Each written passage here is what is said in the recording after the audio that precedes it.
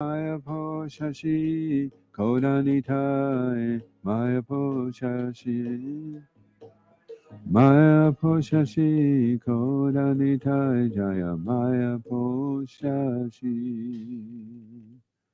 Iskanguru in the Ki Jaya Srila Prabhupada Ki Jaya Shishi Kodanitai Mayapo Shashi Ki Jaya.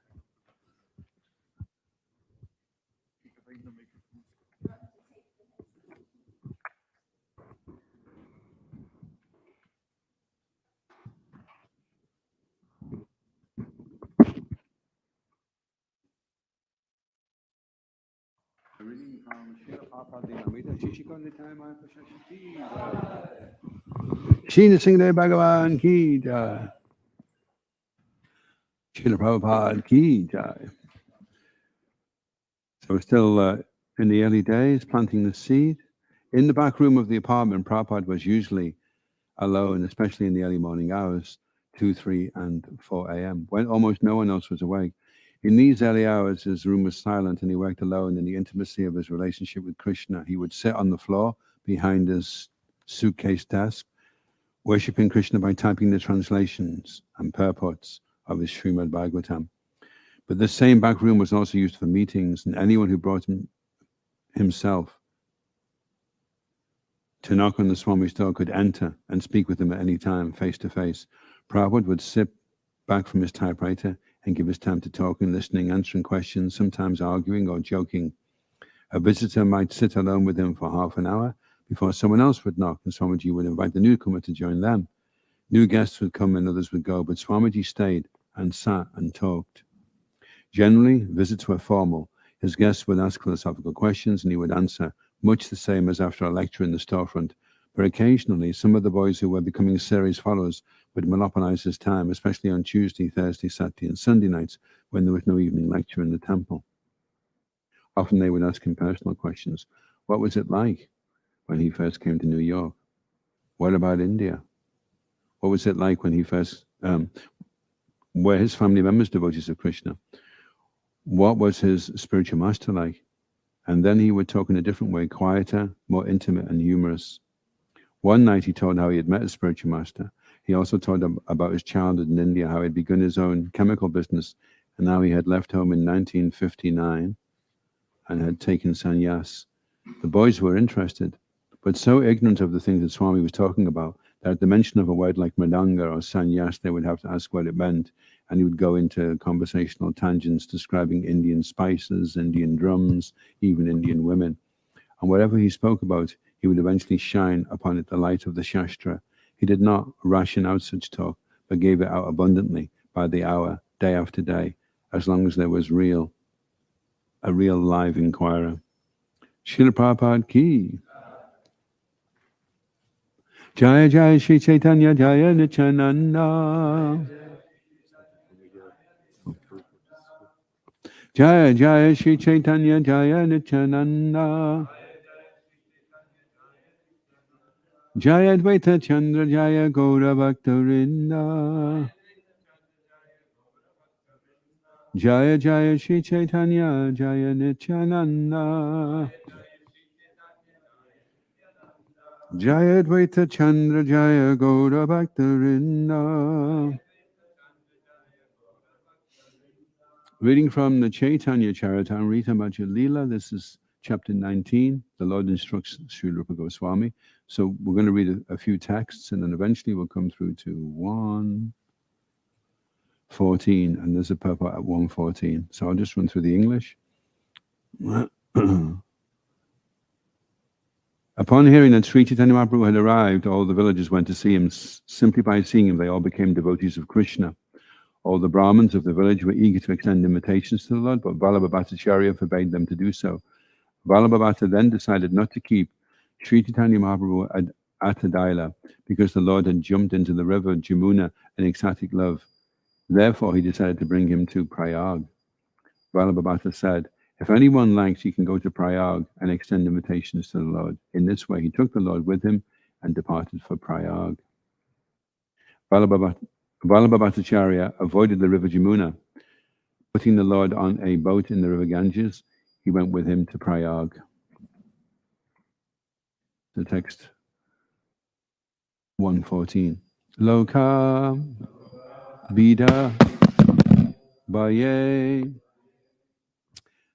Okay, it stayed there now. So Prabhu Dashavamede Yana Loka Bida Baye Prabhu Dasa Vamede Yana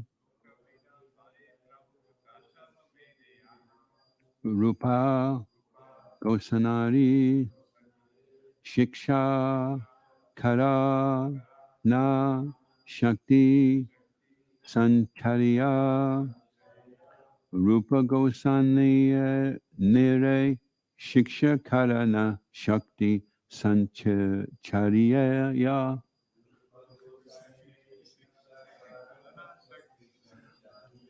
Loka Bida Bhaye Prabhu Dashamede Yana Rupa Gosanire Shiksha Karana Shakti Sancharya Loka Bida Bhaye Prabhu Dashvamede Yana Rupa Gosanire Shiksha Karana Shakti Sancharya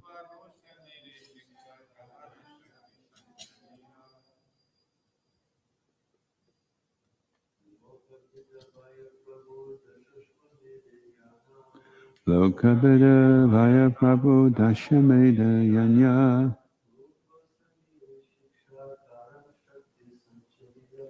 Rupa Gosanire Shiksha Karana Shakti Sancharya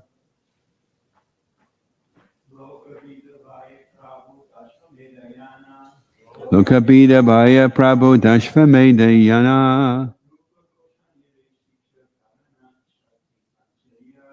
Rupa Gosanire Shiksha Karana Shakti Sancharya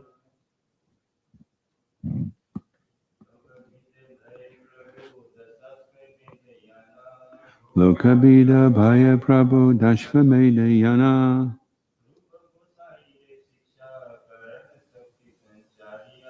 Rupa Gosanire Shiksha Karana Shakti Sancharya Lady. Loka Bida Bhaya Prabhu Dashvameda Yana Rupa Gosanire Shiksha Karana Shakti Sancharya Loka Bida Bhaya from fear of the great crowd of people. Prabhu Sri Caitanya Mahaprabhu Dashavamede to Dashavameda Gat Yana going Rupa Gosanire Rupa Goswami Shiksha Karana teaches Shakti Sancharya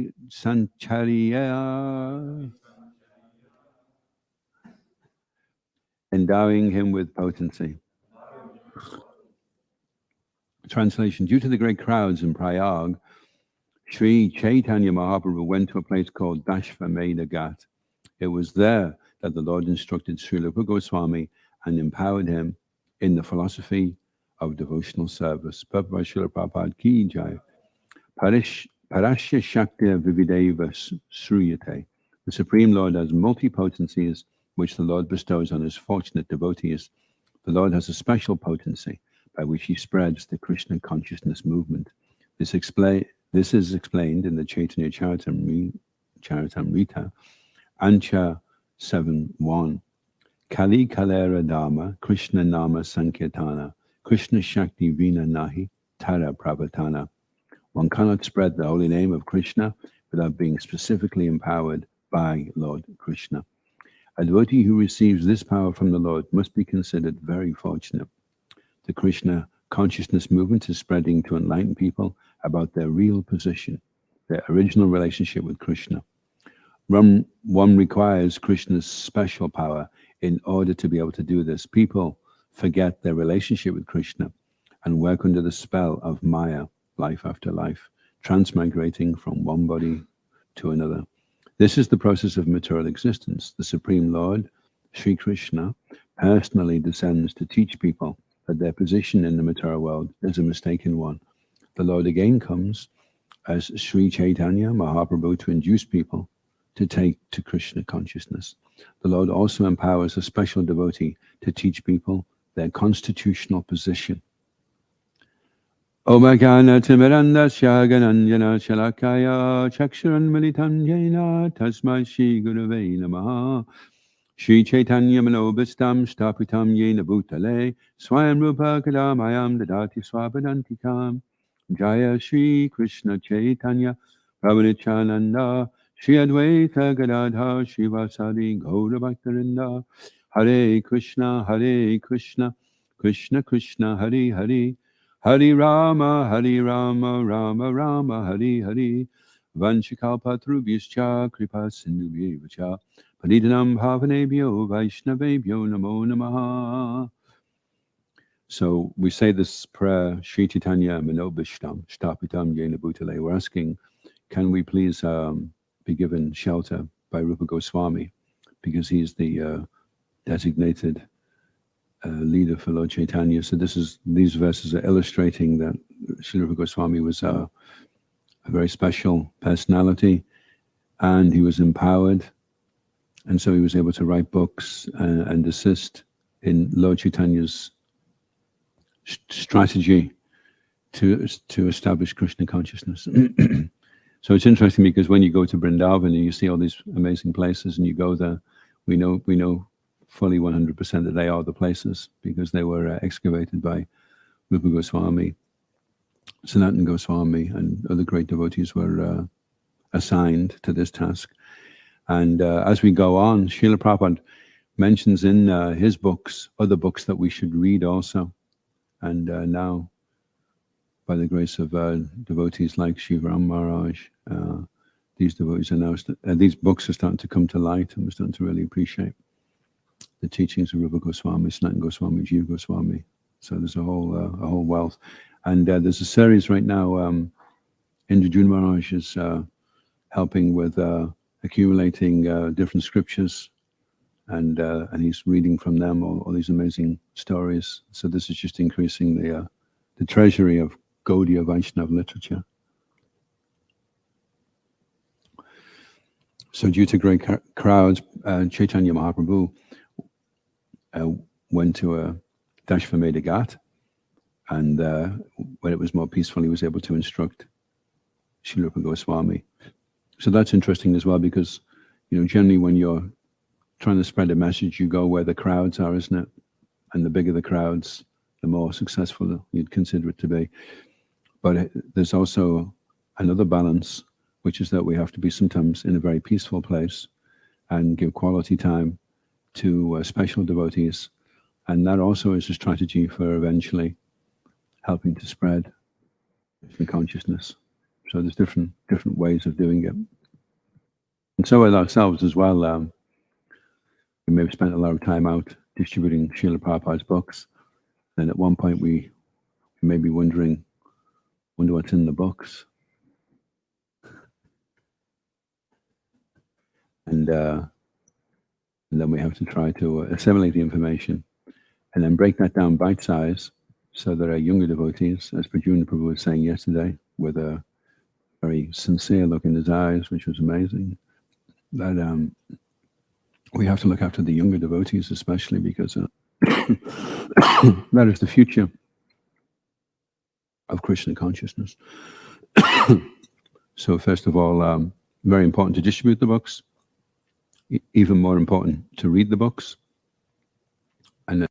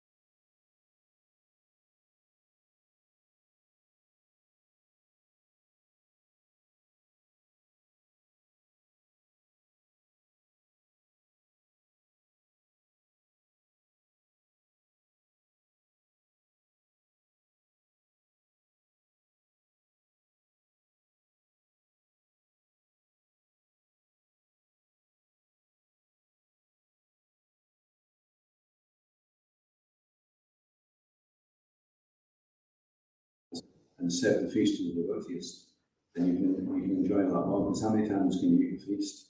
Only once, right? But if you serve to the devotees and the steady devotees, you can enjoy the feast 30 times.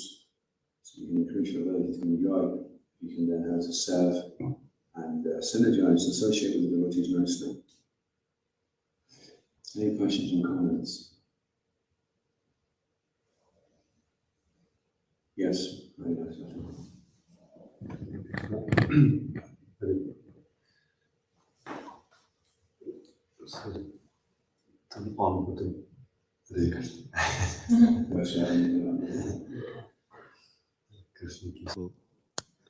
So there is this point about empowerment. It was very interesting that one cannot spread Krishna consciousness without being specifically empowered by Krishna. Could you say a couple of words about that? Yeah, Shiv Ramanuj refers to Srila Prabhupada as drawing up a covenant with Krishna, and it's in the Shuddha Bhakti Chintamani. Actually, he refers there that because Lord Chaitanya wouldn't eat in anybody's house unless they'd chanted 100,000 names, which is 64 rounds. So that was carried on, in our succession. Bhaktisiddhanta Saraswati Thakur encouraged all his disciples to chant 64 rounds a day. And so Srila Prabhupada said 64 rounds, can't do Prabhupada. Okay, 32. Okay, 16, but no less than 16. So Srila Prabhupada was in a position as a founder, Acharya, to go back and forth and say to Krishna, okay, well, what is the level? What's the minimum? What's the bare minimum? But it will still be sufficient to empower the devotees. So he said, okay, just do 16 and just fall right to the principles, And then some others came along and thought, well, if Prabhupada can cut it down by a quarter, I'll cut it down by a quarter as well. And I'll just say 4 rounds, and 3 regs at least, But that won't work unless you've had a word with Krishna and he's okayed it. And if he hasn't, then the empowerment won't be there, you see. So you have to receive empowerment from an authorized source.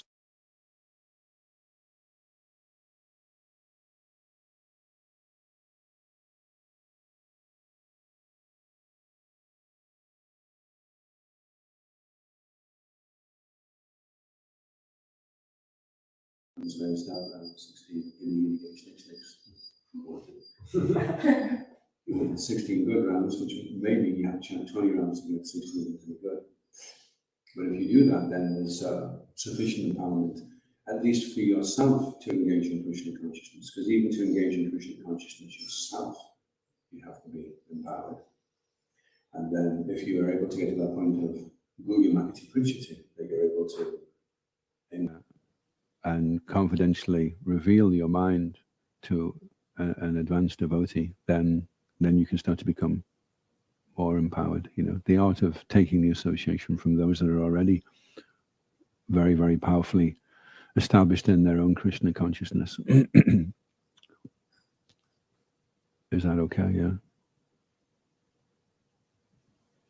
Did you have something you'd like to say about that? About how empowerment works? Yeah, I think this too. You mentioned one principle about approaching senior devotee and getting the blessing and the mercy, and another side as well. You mentioned, but just to expand, having this very strong sadhana and connection. I used to think that sharing Krishna consciousness means you just give your whole energy for it. If you're going out on books or whatever, you're doing programs. Let's organize lots of programs, bring 100 people.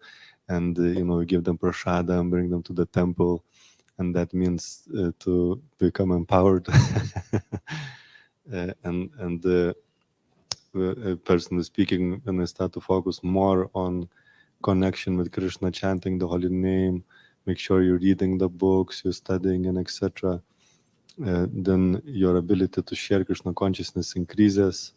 and you can see that presence of Krishna, at least to some extent, is so much more potent than just in a shorter amount of time you actually can do more than like I think it's just a mundane mentality of thinking I put more energy and more time into this, then I'm gonna get more result. This is just like how material world works, but it's not the spiritual mathematics. It's not how the spiritual thing works. You have to put your energy into establishing that connection with Krishna and getting the mercy of devotees, and then in whatever time is left, you can do something that Krishna will help and empower, better send people along, or better give you intelligence in some way or in some shape or form. And also what's interesting is in the 11th chapter of the Bhagavad Gita, Krishna shows Arjuna that all the warriors are killed already, and he says you can either play as an instrument in this battle, or you can go away and it'll happen anyway. So that's another interesting. Lord Chaitanya's already said his name will be heard in every town and village throughout the world, and then it's, would you like to be an instrument for that? But either way it will. So sometimes the ego can get in the way, and you can be chanting and you're thinking, I'm gonna really chant some good rounds, Hare Krishna, Hare. I'm really gonna get Krishna up in the corner this morning. He's not gonna be able to go anywhere, No sneaking away this time, Krishna, Hare Krishna, Krishna, Krishna, Hare, Hare, Krishna. And but you can't force or control, but you can comply and you can subliminate. You can become compliant anyway with what Krishna wants and fall in with that, and then the empowerment takes place. Otherwise, Arjuna went ahead and he massacred all these soldiers, and then at the end there was a head of someone had been put up. The head was the son of Gotakash, wasn't it? Because they said they were having this talk about how long will it take to kill all the soldiers, and some were saying a week, some were saying 10 days, some were saying 3 days, and then this personality said, I can kill them all in 30 seconds or a minute or something. And to prove it, they said, well, if you can do that, shoot every leaf in the banyan tree. And he fired an arrow and it went through all the leaves. And then the only leaf it didn't go through was the one that Krishna was standing on, the arrow was just hovering. Anyway, eventually his head was cut off and he got put up in a tree, and they were having an argument about, who was the one that really won the war, And the head said, sorry, I don't know his name. We can... Barbarik said, it was Krishna actually that did everything. And he could see that that's what was taking place, But you would really think, you're firing the arrow, it hits him and he falls on the ground, you think, I just did that. But he was able to see that everything was happening by Krishna's potency,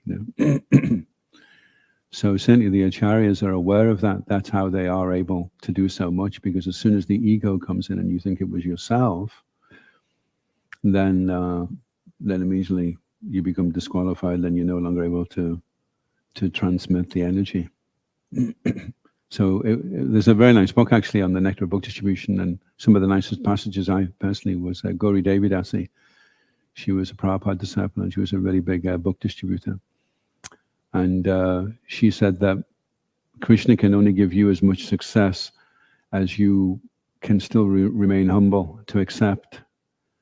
So when you get a really, really good result on Sankirtan, or a really, really good result in anything with Krishna consciousness, Krishna's going to be watching to see how much are you going to take the credit and how much you're going to realize that it's me, And so she was always able to give the credit to Krishna. So she was an empowered book distributor, very, very determined, powerful, right up until she got cancer. She went to Vrindavan to die in Vrindavan. She thought, what am I doing here? So she went back and she distributed books from a wheelchair, eventually left her body,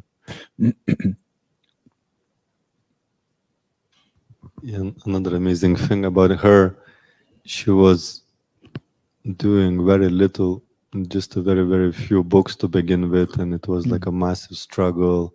It was like a very kind of this kind of grave intellectual type of, and on book distribution you have to be this jolly and happy kind of bubble. Yeah. So, but she saw other devotees doing well. So this another aspect of empowerment is to have a faith. If you can somehow another capture faith from some senior devotee. So her faith was that because the others can do it and the Krishna is empowering them, she didn't think, these are like the special souls. And of course they are special, but she didn't think that, I can't do it. Yeah. She actually had that faith. If they're getting empowered, I can get empowered as well. I just need to somehow another receive Krishna's mercy. And she had that faith, and she prayed for it. And eventually she felt how Lord Caitanya actually has empowered her, and she became this unbelievable book distributor. There are many examples like this. So that cultivating a strong faith, then Krishna can empower me. I just need to qualify myself for it, and maybe take some time. But in smaller, bigger shape, whether quantitatively and sometimes qualitatively, you can be empowered qualitatively. Not necessarily have this biggest book distributor, but this Devi Shakti, the Mataji, she had this faith. I just gonna go there and I'm gonna make devotees. And she made like 5 sannyasis in a short amount of time because she had that faith. Her business was, she didn't think, let me do 1,000 books. Her thinking was, let me make a devotee, by Krishna's mercy. That's a nice point. So if you're a young devotee and you're thinking,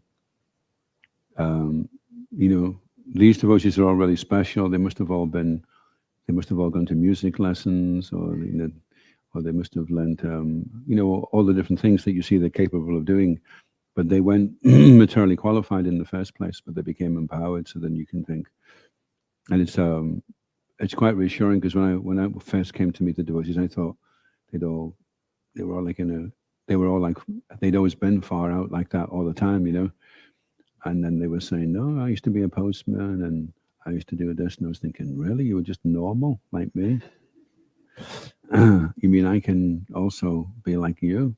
Yeah. Just stick around, And then another thing which is amazing, when you're in a society, especially as the society gets older, you see a devotee 50 years, 40 years, 30 years, 20 years, 10 years, 1 year, 10 weeks, half a minute. And then you see how the process works. You see, as they keep going on, they get more smoothed out, till eventually they get to the point where, so then you start to gain some faith. Like when you're gardening and you see something that's 10 weeks old and then it's a year old and it becomes more established, then eventually it's 30 years old and it's got big branches and it's giving off lots of flowers. And then you realize, if you keep watering it and keep the weeds out, you can end up with this really far out bush with loads of beautiful flowers on it, So it gives you faith that it works. I just have to stick around long enough. Any other questions or comments? Yes, Pada. Hare Krishna. Thank you, Prabhupada. Just in the purport, it quotes the verse, Parasya Shaktiya Vividaiva Shriyate. I was wondering if you could explain these sort of multi-energies of Krishna, how he has. I can't quite work out what these different energies are and how they sort of interact with each other, because it says that there's a special energy for empowerment. So what is the sort of relationship between these different energies of Krishna?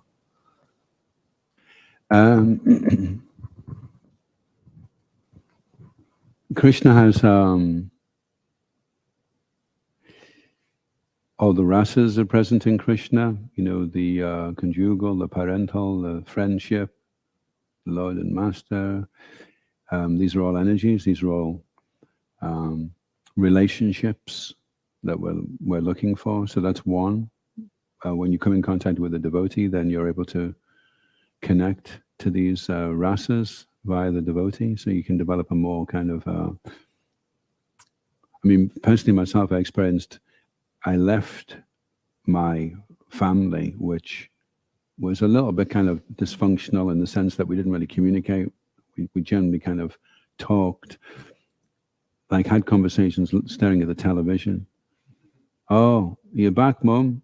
How was it in Tesco's? Oh, really? Yeah. And not eye to eye, but just after bouncing it off the TV screen, you know. And then suddenly I'm in this temple full of people that are all looking at me in the eyes and quite personal with me. And I'm developing friendships with them, experiencing things with them, going out on book distribution. And instead of leaving a family, I felt like I joined a family. I'd come into a family. So that's a type of Shakti in itself, the ability to interact and experience relationships with devotees, humors as well, different types of things like experiencing chivalry, experiencing a sense of humor, heroism and ghastliness, and sometimes it's quite ghastly. All these different humors start to, and it's like I'm starting to really come alive now, you know. I'm starting to become, I was desensitized, and I developed a kind of impersonal strategy to avoid embarrassing and humiliating situations that I was finding myself getting in. And I was able to revive my personality. And that's a Shakti in itself. Being a person and identifying with people in a personal way is a very powerful way to attract people to Krishna consciousness. It's like, wow, this is the first time I felt like I've communicated with a living being, you know. Shishi Koranitaya Maya Pashashi Ki Jai.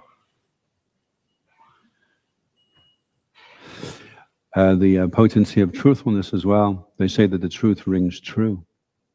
So when somebody makes a statement which is the absolute truth, and the person is following that purely himself, and then he says it, then there's a potency there as well. It hits you in the heart because the person who's speaking it has experienced it for himself. He's not repeating what he's read, but he's read it, he's assimilated it, implemented and realized it, and then he's speaking it to you. And then as the person's speaking to you, you become aware that that's actually the reality.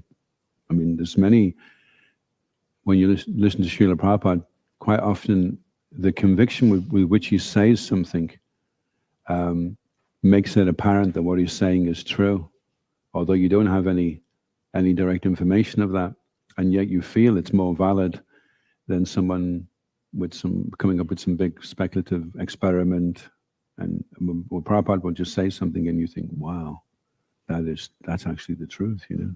It just hits you in the heart. So that's a special Shakti as well. And then of course the Lord is in the heart of every living entity as Caritamrta, so he'll direct the wanderings. You know, of all the places Srila Prabhupada landed in Russia, he bumps into this one person walking across the courtyard and asking if he got any George Harrison records. I think they spoke to Shama Sundar. Next minute, that devotee, it becomes empowered and does amazing things. So Srila Prabhupada being in touch with the Paramatma, being so pure that he can be directed, he will say the right thing to the right person at the right time in the right place. That's a very powerful Shakti, you know, to have that, to just get moved by that, to be so malleable and so pure that wherever you are is just where the Lord wants you to be. So the more we become an instrument, a transparent via medium, the more Krishna can shine through, and then that can have so much potency, so much effect upon people, you know.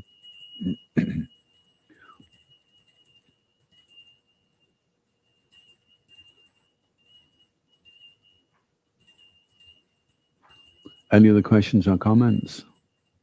Would you, Prabhu, you like to make a comment about being empowered?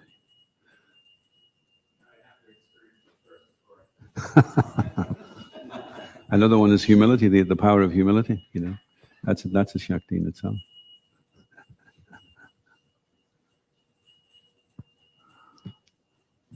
Yeah, also speaking of power, energies of Krishna, there's like a few technical terms that I read not so long ago. One is the samvit, or knowledge potency of Krishna. So like ability to transmit some knowledge, Krishna conscious information, and etc.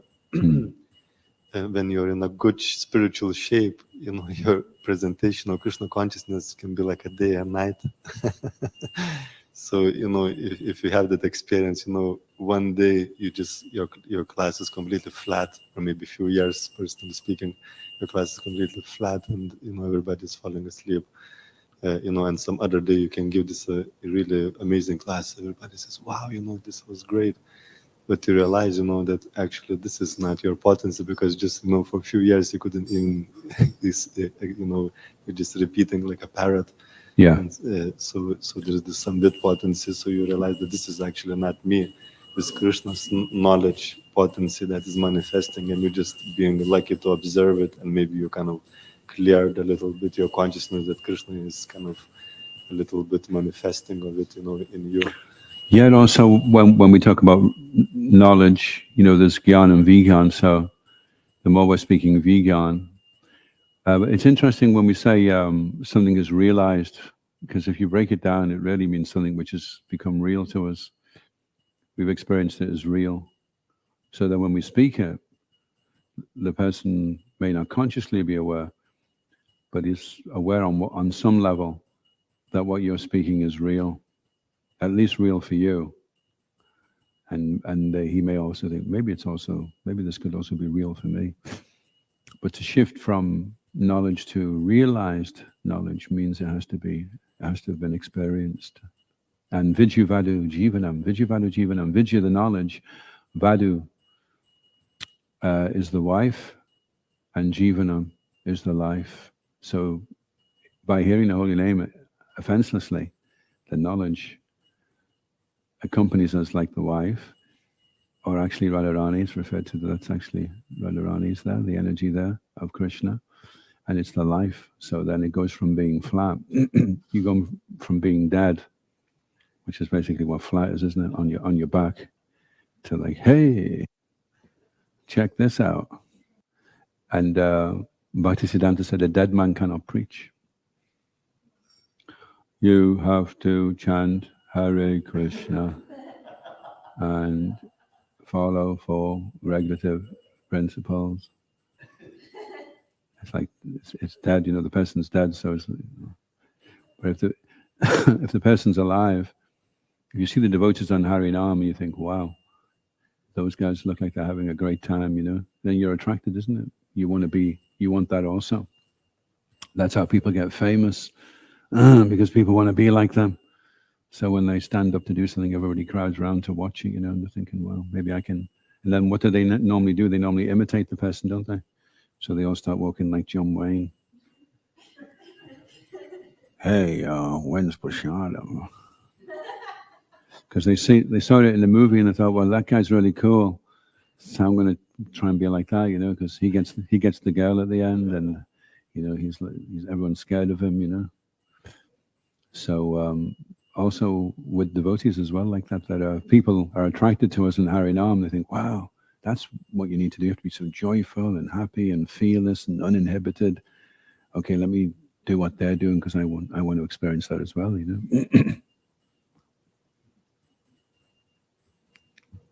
Then there's another potency, Gladini, pleasure potency.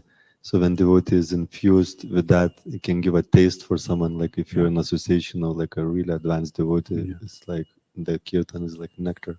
So Janananda Goswami is coming next week. We'll have experience in that. He'll be getting the old ladies dancing.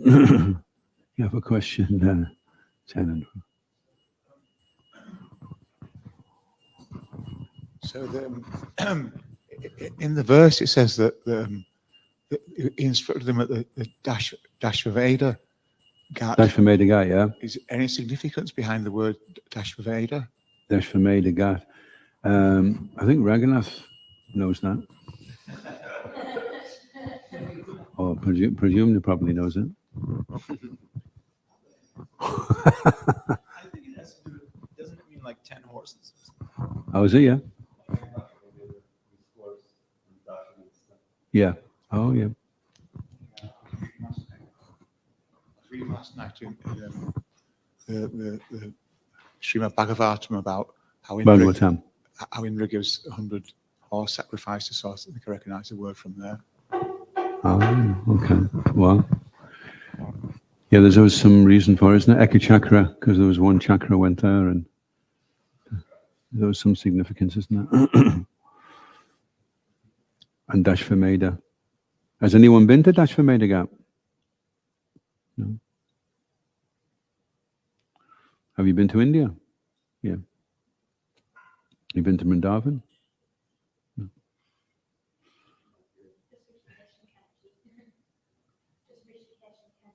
Okay, okay. Hopefully in the future. Maybe we'll go as a big group. Scottish Yatra. That'd be nice, wouldn't it? Yet, what's interesting as well is the Holy Dham can manifest anywhere because it's not limited to a particular geography. They say you can't buy a ticket to Vrindavan, so Vrindavan is a change in consciousness. And an interesting point, actually, Navavraji Mahima, it's a 9-volume series of books by Sri Ramraj, and he makes the point there that if you take the deities out of Vrindavan, it's still a holy place because that's the Dham where Krishna was. And if you're in a temple, the whole area becomes a holy place only according to how much the deities are worshipped. The deities have to be there and they have to be worshipped, and the more nicely they're worshipped, the more the Dham manifests. And the more the deity worship goes down, then the more the holy Dham recedes. So if the deities are looking very happy and they're looking well fed and they're looking dressed nicely and there's flowers, they say that in Kali Yuga the only opulence in deity worship is flowers. So at least flowers, there should be flowers there, you know. So if all that's there and the deities are pleased, then Navadvip manifests, Vrindavan manifests, Kurukshetra manifests, all the sacred places will manifest. And if you're over in Vrindavan or Mayapur and you're not in very good consciousness, you'll still get the benefit of being there actually. But you won't appreciate as much as possibly you could if you were in the temple just doing your service nicely and chanting purely.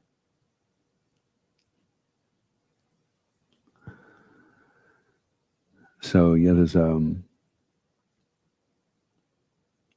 Kali Radama, Krishna Nama Sankirtana, Krishna Shakti Vina Nahi Tara Pravatana. So our empowerment comes via Srila Prabhupada by reading his books, by following what he wants, and by cooperating with his disciples and their disciples, and everybody, actually cooperating with everybody, and also cooperating with the holy name. We have to learn how to cooperate with the holy name, because sometimes the holy name wants to go fast, sometimes it wants to go slow, sometimes it wants to do. You can't force the holy name. Well, this worked yesterday. Why isn't it happening today? Because this isn't what the holy name wants today, you know. So you have to be able to go with that as well. Be malleable and cooperate with what the holy name is wanting. How he's wanting you to hear him, how he's wanting you to call on him. Even when we're chanting, Satyanandan Swami says we have to chant in such a way that it attracts the beautiful name to want to listen to our chanting. Because we're trying to get it in, but then also the holy name is a conscious person, and he and she like to listen to their name being chanted. So you have to chant in such a way that they're attracted to come and listen to you chanting, which is an interesting meditation, isn't it? But this empowerment, this Krishna Shakti by the mercy of Srila Prabhupada, and Rupa Goswami is saying we should follow a Brijbasi. We should follow in the footsteps of a Brijbasi. So our Brijbasi is Srila Prabhupada.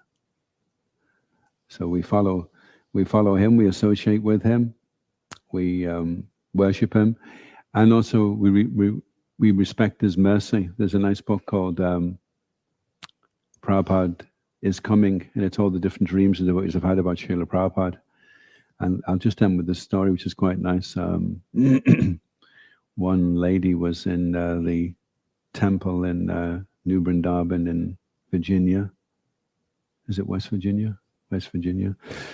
And she heard a little voice saying, "Take me away from here." And she was looking around, and then she realized it was Prabhupada's shoes.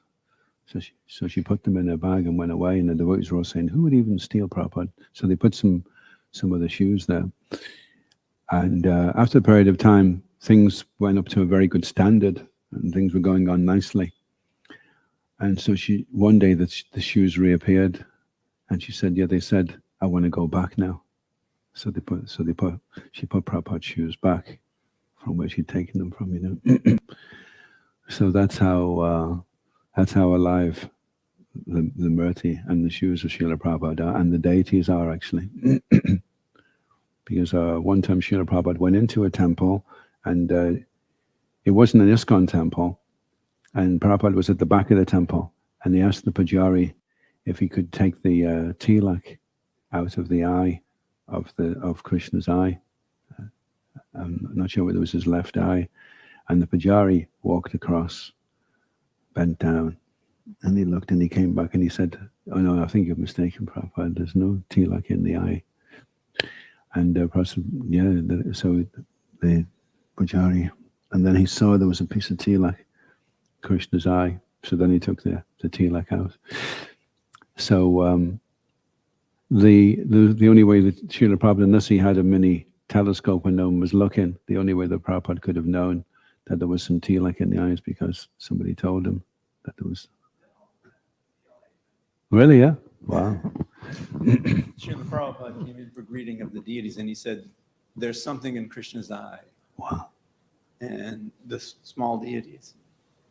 And nobody could see anything. And he said, "Yes, there's something in the eye." Maybe that's the story, yeah. Yeah, and then they looked, and there was a little piece of tilak. Wow. Srila Prabhupada could see it from, I mean, it's a really long temple room. You could see it from just when he came in the door. Yeah. He didn't even have to get close to the deity. And a devotee was listening to Srila Prabhupada. He was within earshot, and Prabhupada was talking to the deities, and Prabhupada was saying something about he was having a conversation about the prasadam, and then later on when Prabhupada was giving a class, and he was saying, and also we need to improve the prasadam.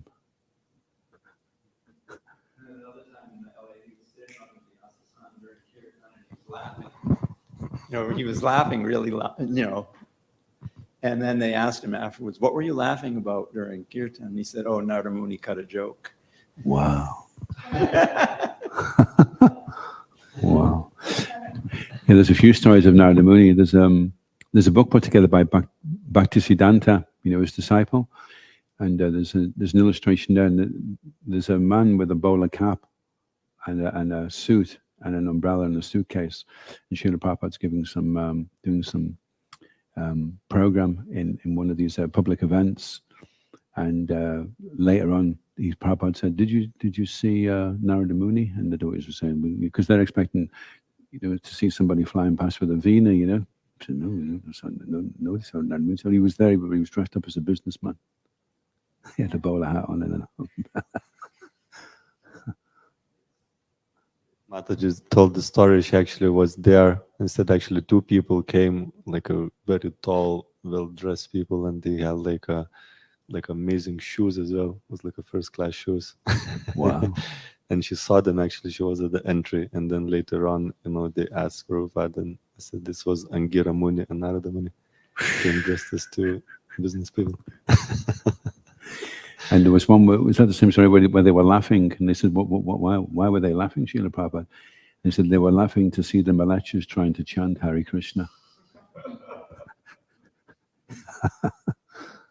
And one time there was like this really kind of aristocratic Indian gentleman, really well read and knowledgeable. And he said, Srila Prabhupada, do you know your disciples not actually saying the holy name properly? And Krishna said, yeah. And Prabhupada said, yes, I know, but Krishna knows who they mean.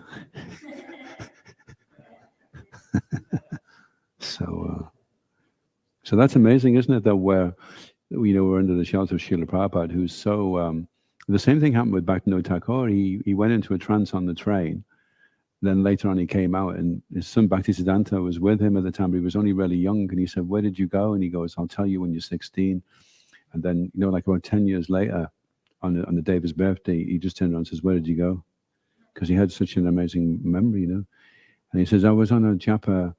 I was traveling through the planetary astral planes, and I was chanting my japa.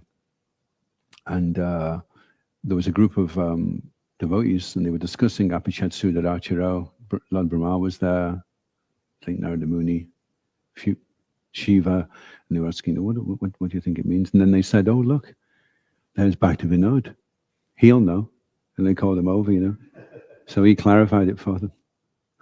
So that's amazing that on a cosmological scale, I mean, they would never have said that it was Brad Pitt, right? Or, oh, look, there's the Queen, because it just doesn't mean anything. It's just insignificant. But Bhaktivinoda Thakur, Srila Prabhupada are such significant personalities from a universal perspective that they'll be called in as mediators in a discussion. And then we're here offering them flowers and reading the books. So a phenomenally fortunate position to be in, actually. If you look at it from a universal point of view.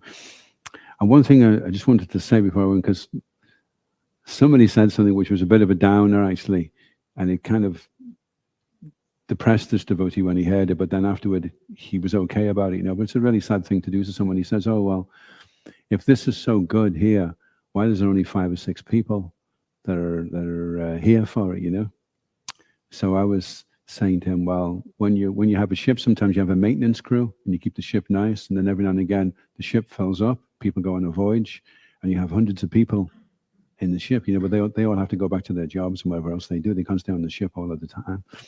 And another thing as well is if somebody won the lottery and you're interviewing the person and it says, Mrs. Smith is really depressed because she was the only one that won the lottery. Well, Mrs. Smith wouldn't be depressed about being the only one to win the lottery. She'd be like completely... In fact, for Mrs. Smith, what would be a bummer is if everybody won the lottery. Everyone's like won 10 million pounds. Because the first thing is she'd go down to Tesco's to go and get a pint of milk, and there'd be nobody there because everyone's won the lottery. So they'd all be at home waiting for someone else. No one would be doing anything. They'd all have like 10 million pounds. So, the internet would go down. The electricity would, because everyone's... So if everyone wins, then nobody gets to feel the great fortune. So if you look at it that way, I'm 1 out of 1 million people that I'm getting a chance to associate with Srila Prabhupada and learn about Krishna and my relationship with him. That is so amazing. Of course, I want to share it. If we win 10 million, we want to distribute books and give everybody prasadam, But it doesn't lessen the fact that there's only a few, it doesn't lessen. It actually enhances the good fortune that we have, So on that cheery note, ISKCON Guru Vrinda ki, Srila Prabhupada ki, Gaura Premanandi, Hari Bol. His Grace Adhoksaja Krishna Prabhu ki. Jai. All of you ki jai.